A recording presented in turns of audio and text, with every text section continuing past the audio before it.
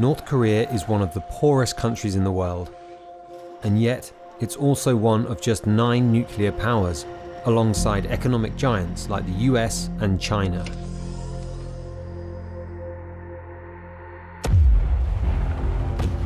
These are long-range ballistic missiles from North Korea, capable of striking almost any target in the world. North Korea has long used heated rhetoric against South Korea and the US, but recently it's raised the stakes. North Korean leader Kim Jong-un rang in the new year with a rally hours after making new threats. Earlier, Kim ordered his military leaders to, quote, thoroughly annihilate the US and South Korea if provoked. Given that nuclear weapons are a national priority and the cornerstone of North Korea's national defense, Kim Jong-un continues to see no reason in deviating from this path.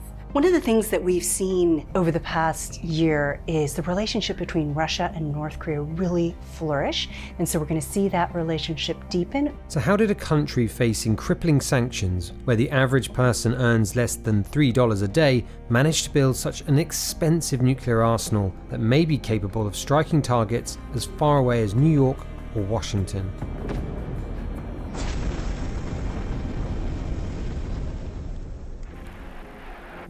North Korea's nuclear weapons program dates back to the country's founding father, Kim Il-sung.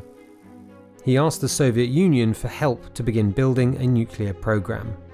He claimed it was for peaceful purposes to provide energy, but that program certainly took a turn under Kim Il-sung and became a program that was destined for military purposes. North Korea's nuclear ambitions began to take shape in 1979, with the construction of a 5-megawatt nuclear reactor at the Yongbyon atomic facility north of Pyongyang. When Kim Jong-il took power after his father's death in 1994, the country went into a period of famine. North Korea's economy had been shrinking since the collapse of the Soviet Union and the loss of many trading partners. It turned to external food assistance to divert money towards its nuclear weapons program. Kim decided to test the country's first multi-stage ballistic missile in 1998. And that, I think, really planted a flag on North Korea's ambitions with nuclear weapons and ballistic missiles. The Yongbyon nuclear facility had become North Korea's sole source of plutonium, which was used in its first nuclear test in 2006. The third Kim, Kim Jong-un, invested very strategically in nuclear weapons. That is a way for him to really focus his resources on the big weapons that he believes will help defend North Korea and also serve as a source of legitimacy for him personally. Fast forward to today, and experts say the country's built up a formidable nuclear arsenal for its economic size. Today, the North Koreans can hold the entirety of the US homeland, Australia, and parts of Europe at risk with their nuclear-tipped intercontinental range ballistic missiles. I think the United States and South Korea have to assume that the North Koreans have at least in the range of 50 nuclear warheads that could be used in the context of a war. Here are the key ways North Korea managed to do it. 1. Advancing technology at home. The country has developed an army of scientists and engineers to build up its nuclear and missile programs on its own. On the 4th of July in 2017, the North Koreans carried out their first ever test of an intercontinental range ballistic missile. Since then, they've made advancements. Experts say they're advancing their missile systems to launch even more quickly. One example is using solid fuel instead of liquid fuel. Solid propellant missiles can be used with much less warning. The fuel is built into the missile at the time of manufacture, which means that in a serious crisis, the North Koreans can launch much more quickly, which also means that the US has far less time to actually hunt and destroy those missiles preemptively. North Korea says it's been testing a new ballistic missile designed to deploy a hypersonic glide vehicle. They're also miniaturizing nuclear warheads so they can be attached to more types of weapons, according to intelligence officials.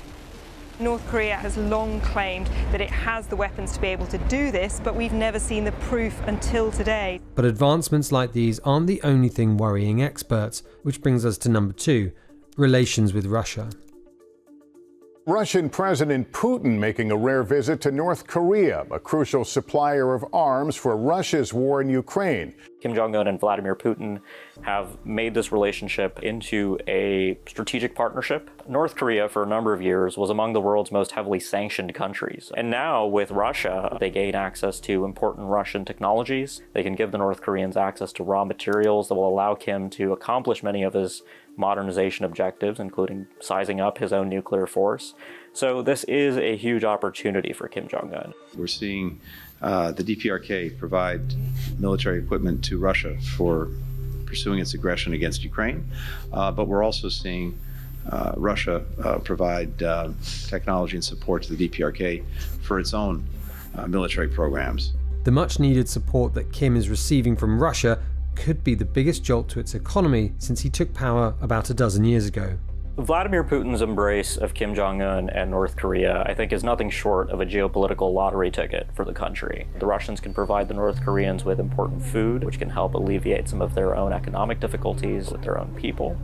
Similarly, the Russians are providing shelter to North Korea at the United Nations. Russia and North Korea have both denied the accusations of the arms transfers. While North Korea's support for Russia has been making recent headlines, the authoritarian country has also reportedly been providing military assistance to other countries and organizations. Seoul's Joint Chiefs of Staff says artillery shells found near the Israeli border were likely exported from North Korea. They want to show other rogue nations what they have for sale. And third, North Korea has embraced a policy of Songun, which translates as military first. This justifies massive spending for security while keeping money away from other parts of the economy. While North Korea's military budget is just a fraction of larger countries, it's throwing a lot of money into defense, estimated between $7 and $11 billion a year. That's in an economy estimated at about $25 billion a year, according to South Korea's central bank. North Korea is one of only a handful of countries with nuclear warheads, and it's also one of the most impoverished and reclusive. So how is the country funding its outsized military program? The answer, in part, lies in cybercrime. US officials say that about 40% of the funding for the nuclear program is believed to come from cyber theft. It can be very hard to identify where money is going when it comes to North Korea because almost everything is state-owned and state-run. Everybody is working for the state. And that means, in a sense, that everybody is helping to provide funding for the nuclear program. North Korea has dodged sanctions for decades, and according to a UN Security Council report, sent its workers abroad to Russia and China to earn hard currency. It's also earned billions dealing in drugs, selling weapons, and counterfeiting currencies, according to a human rights group report. So what does Kim Jong-un hope to achieve with its nuclear arsenal?